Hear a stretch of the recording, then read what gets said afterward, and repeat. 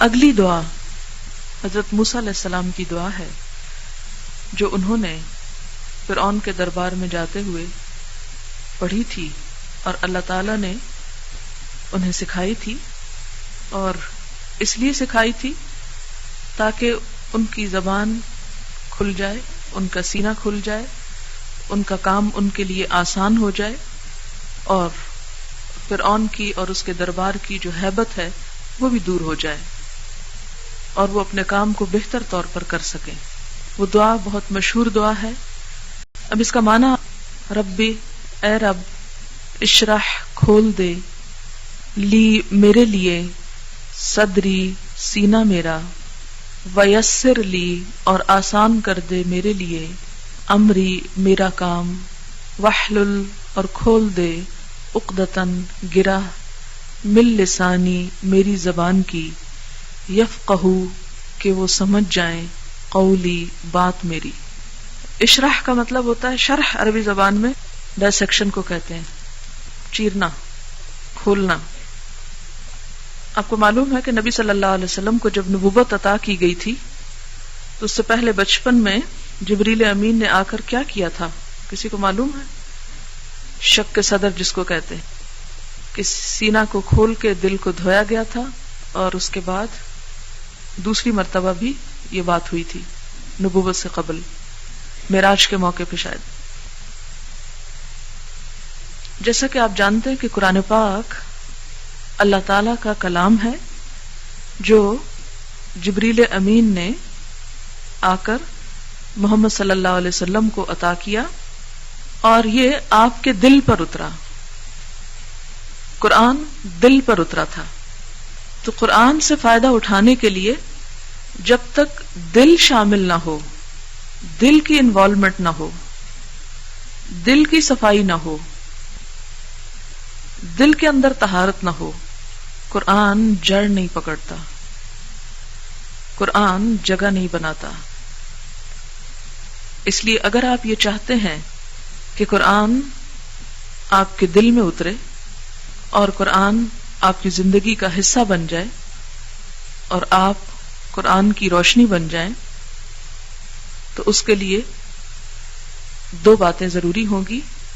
Number ایک یہ کہ دل کو ہر طرح کے حسد، بغض، کینے، نفرت، عداوت، ایسے تمام جذبات سے پاک کرنے کی کوشش کریں۔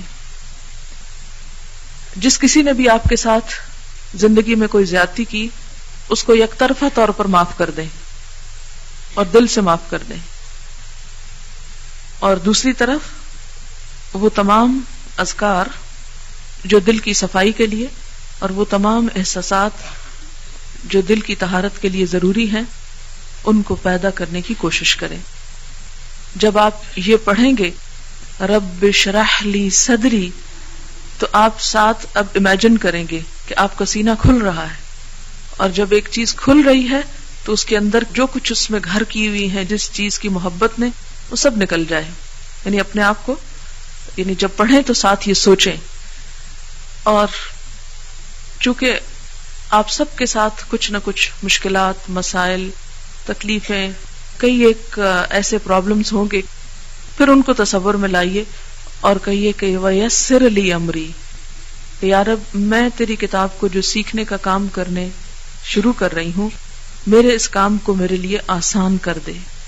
وَيَسِّرْ لِي أَمْرِي، یعنی جو بھی مشکلات ہیں ان کو دور کر کے میرا یہ مشن کہ میں تیری کتاب کو سمجھ سکوں، اس کو پورا کر۔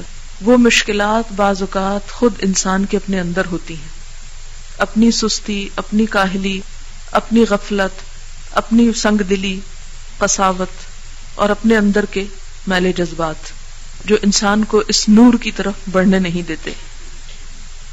وحلل عقدۃ من لسانی، حل، وحلل کا لفظ جو حل سے ہے۔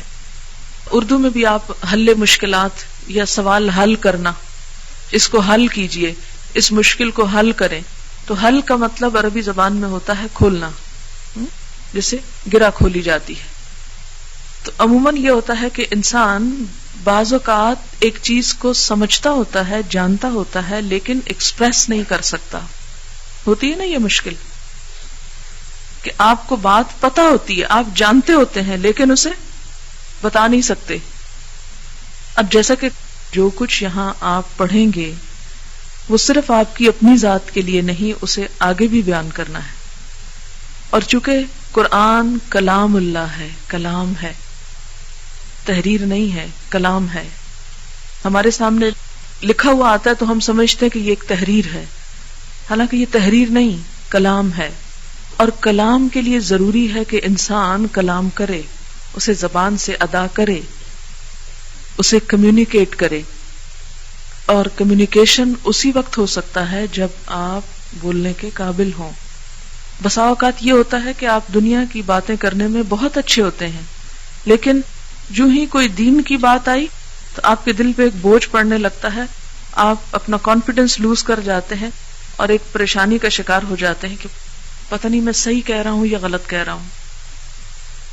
تو اس کے لیے کیا ہے کہ یا رب وہ میری جو گرہ ہے، وہ جو آڑ ہے یا وہ رکاوٹ ہے، اس کو دور کر دے، تاکہ جو بات میری سمجھ میں آئے، جب کسی کو اس بات کی ضرورت ہو تو میں اچھے سے اچھے طریقے سے اسے آگے بتا بھی سکوں.